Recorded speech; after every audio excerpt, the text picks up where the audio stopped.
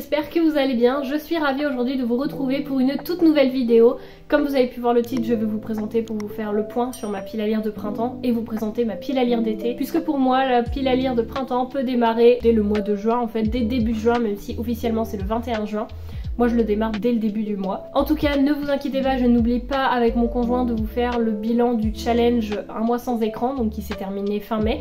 C'est juste que entre toutes les vidéos que j'ai envie de caler, etc., ça arrivera peut-être au mois de juin, peut-être plutôt au mois de juillet, mais ne vous inquiétez pas, cette vidéo arrivera forcément à un moment donné. En tout cas, pour commencer sans plus tarder avec ma pile à lire de printemps, j'avais pu y placer 6 livres et sur les 6 livres, il n'y en a qu'un seul que je n'ai pas lu, donc ce qui est quand même un très beau bilan. Et c'est le livre Nous sommes l'étincelle de Vincent Villeminot que je n'ai pas lu. En fait, j'ai commencé à lire les 100 premières pages et j'ai pas accroché, j'avais pas envie de retourner dedans, donc je l'ai abandonné et je l'ai vendu. J'ai pas cherché plus loin, j'ai fait un gros tri, j'en avais besoin, donc voilà. J'ai pas vraiment plus d'explications, mais je pense que ça suffit. J'ai également lu, et je n'ai plus en ma possession, Flower Heart de Catherine Beckwell, mais également Une prière pour les cimes timides de Becky Chambers, donc le tome 2 d'un psaume pour les recyclés sauvages. C'est les deux livres que je n'ai plus en ma possession, mais que j'ai lus. Et ensuite les 3 autres livres que cette fois-ci j'ai encore en ma possession et que j'ai lus. Il y a donc le tome 4 de Mémoire de la forêt qui est La saison des adieux de Michael Brun-Arnaud et illustré par Sanoé. Donc j'ai pu terminer, ne vous inquiétez pas si jamais ça vous intéresse, vous avez tous les avis lecture que je vous ai filmés, hormis pour le moment celui du mois de mai que je n'ai pas encore eu le temps de faire. Mais en tout cas celui-ci a été lu et donc la saga est terminée et les illustrations sont tout autant magnifiques. J'ai pu également lire donc Le parfum du bonheur est plus fort sous la pluie de Virginie Grimaldi, publié aux éditions Le Livre de Poche. Et j'ai pu terminer cette pile à lire en lisant Les Chroniques de l'érable et du cerisier, le tome 3 de Camille Monceau. Enfin, depuis le temps que je le place dans toutes mes piles à lire, que ça fait des années et des années que je le replace, mais je crois dans je ne sais combien de piles à lire il a fait partie. Il est lu et il a été adoré, et en plus au moment où je l'ai terminé, je crois que le jour même où je l'ai terminé, le tome 4 est sorti. Je ne me le suis pas encore procuré parce que j'aimerais d'abord faire d'autres lectures et en fait j'aimerais l'acheter au moment où je veux le lire, c'est-à-dire que je veux l'acheter et le lire dans la foulée et qu'il ne passe pas, si possible, par la case pile à lire. En tout cas ça reste à voir. Celui-ci est également lu et c'est quand même une belle bricasse. Et maintenant nous allons passer à la présentation de la pile à lire d'été. On n'est pas sur 6 livres, on est sur 10 livres, 10 romans qui sont quand même pour certains assez épais, mais j'avais envie de mettre plein de choses, du léger, du moins léger, de la poésie, du roman, enfin bref, je vais vous parler de tout ça, mais il y en a plein là, ils me font vraiment très envie. J'ai pu y placer tout d'abord un Aurélie Valogne parce que pour moi c'est quelque part une valeur sûre d'une lecture feel good qui va me marquer, ou pas forcément dans le temps, mais j'aime énormément lire ce qu'elle fait. Donc là c'est Né sous une bonne étoile et ici c'est publié aux éditions Mazarine. Je ne sais pas grand chose du résumé, mais l'auteur me plaît et la couverture fait très solaire en fait, donc c'est pour ça qu'il fait partie déjà de ma pile à lire. Un livre que j'ai depuis un petit moment maintenant et que j'ai un petit peu honte parce que c'est un auteur qui me l'a envoyé, et même s'il m'a dit tu le lis quand tu veux, ne te presse pas, etc. C'est un recueil de poésie. Je vous avoue que ça m'embête de faire autant traîner. J'avais commencé à le lire mais en fait c'était pas du tout le bon moment puisqu'on était en plein dans le déménagement, et en plus de ça je l'avais commencé dans la salle d'attente du médecin, donc autant vous dire que niveau concentration c'était très compliqué.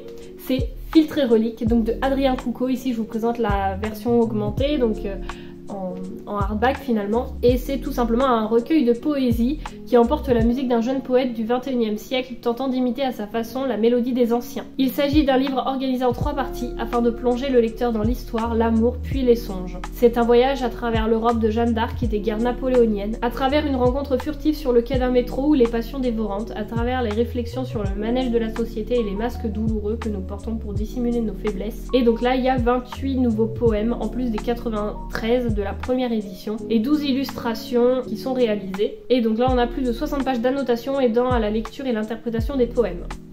Voilà, donc autant vous dire que on a de quoi faire, et donc je place celui-ci, en plus c'est celui-ci moi qui est dédicacé, donc je le place dans cette pile à lire d'été. Un autre livre qui fait écho à l'auteur Ray Bradbury, donc son écrit qui est Fahrenheit 451, que j'avais adoré, enfin je l'avais présenté pour mon bac d'anglais je crois, ou de philo, les deux, enfin c'était anglais et philo. Et donc là c'est apparemment un livre dans la lignée de Fahrenheit. Ce roman remet les livres au cœur de notre histoire, donc je me dis il me fait énormément envie. Ça fait un petit moment, ça va faire à peu près un an que je l'ai dans ma pile à lire, et là j'ai bien envie de le sortir. C'est L'oiseau moqueur de Walter Tevis et c'est publié aux éditions Goldmeister.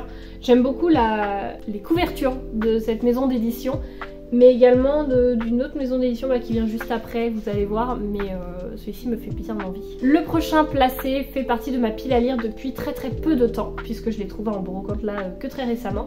C'est Le Radeau des Étoiles de Andrew J. Graff et c'est publié aux éditions Totem, et pareil là j'aime énormément la couverture. Et alors là on y suit tout simplement Brad et Fish qui sont inséparables. Ce sont des enfants qui ont 10 ans et qui passent leur été dans la poussière du Wisconsin, si je prononce bien, du Wisconsin. Donc ils passent leur été dans la poussière des champs. Ils vivraient dans une parfaite insouciance sans la violence du père de Brad. Un jour, au comble du désespoir, Fish décide de protéger son ami, un coup de revolver, et les gamins s'enfuient. Ils s'enfuient dans l'immense forêt, se croyant meurtriers, et ensuite c'est écrit: le fait de construire un radeau, promesse de liberté, les expose immédiatement au danger de la traversée. Pendant ce temps, le grand-père de Fish et le shérif se lancent à leur recherche. Ensuite on a, alors Libération, je sais pas si c'est un journal ou autre, qui a écrit: les personnages qui ont une peur bleue de rester seuls au monde ne reculent devant aucune nuit blanche, c'est un risque que court aussi le lecteur. J'aime beaucoup cette thématique un peu de liberté, de sauvage, d'inconnu et en même temps d'adrénaline. Il me tente bien et je pense que l'été c'est aussi la bonne période pour le lire parce que bon bah voilà, il fait beau, on a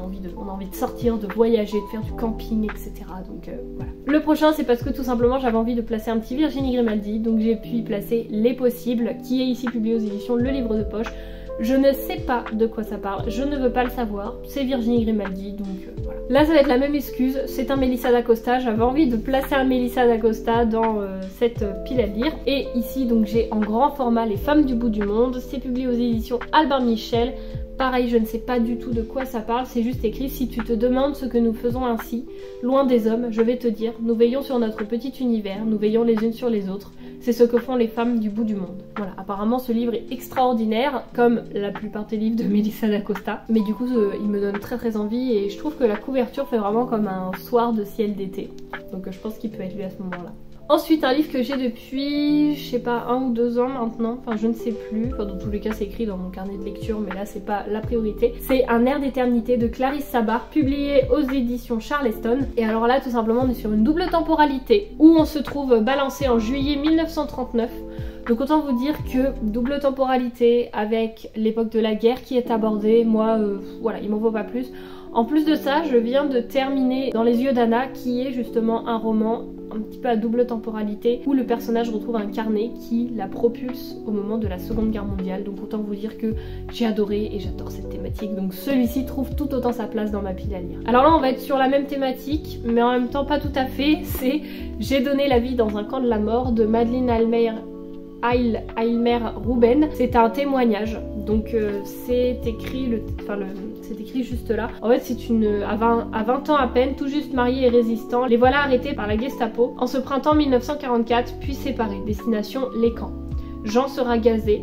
Madeleine, internée à Ravensbrück, s'aperçoit qu'elle est enceinte, mais dans ce lieu d'extermination, on noie les nouveau-nés. Et débute alors un combat acharné contre cette lutte contre la vie. Et donc je pense que ça va être très prenant et je l'ai trouvé chez une collègue de mon père. En tout cas je me dis que ça peut être un témoignage très intéressant et de plus on aborde très peu cette thématique là, je trouve, celle de la femme enceinte et donc d'avoir un enfant dans ces conditions là. Donc voilà, c'est un livre qui peut être lu puis être lu assez facilement. Ça va pouvoir se digérer quand même plus ou moins facilement que si c'était une pavasse et en plus écrit en tout petit.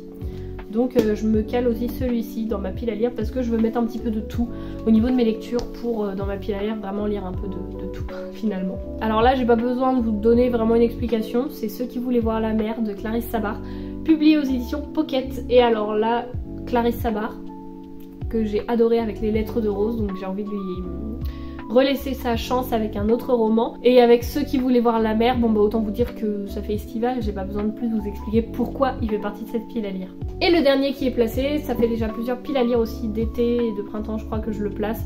Mais j'y crois, c'est L'homme qui parlait à la nuit de Mira Jacob, publié aux éditions Actes Sud. Et alors là, de tête, on est, si je me trompe pas, la mère qui appelle sa fille à l'autre bout du monde. Et donc la fille se rend compte, enfin se dit, elle m'appelle, il y a un truc qui va pas. Et en fait, elle lui dit que son père est décédé ou quelque chose comme ça. Non, c'est qu'en fait, c'est un neurochirurgien reconnu. Et depuis 3 jours et 3 nuits, il reste assis sous le porche à parler sans discontinuer, sans s'arrêter et à parler tout seul. Et c'est écrit, il parle à sa mère, à son frère, à son neveu, à tous ses proches restés en Inde et aujourd'hui disparus. Tout le monde le croit devenu fou jusqu'à ce qu'une photo prise par Amina dans le cadre d'un cours de photographie à l'université sur le thème de la solitude révèle, derrière la figure de son père qui parle à la nuit, l'ombre bienveillante d'une petite vieille femme en sari, le spectre de sa grand-mère. Après il y a une autre suite de résumés, mais je vais vous lire que ça. Moi c'est un livre qui m'intéresse et en même temps je trouve que la couverture fait très estival. Ça fait vraiment le soir quand on se pose sous un arbre, etc.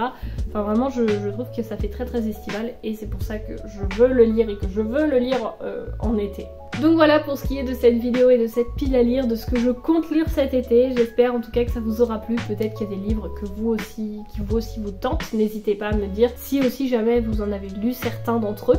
En tout cas, j'espère que vous aurez passé un agréable moment et que cette vidéo vous aura plu. N'hésitez pas à me laisser un commentaire, ça me fait toujours très plaisir. Et sur ce, moi je vous dis à la semaine prochaine pour la nouvelle vidéo. Et d'ici là, je vous souhaite de faire de très belles lectures. Salut!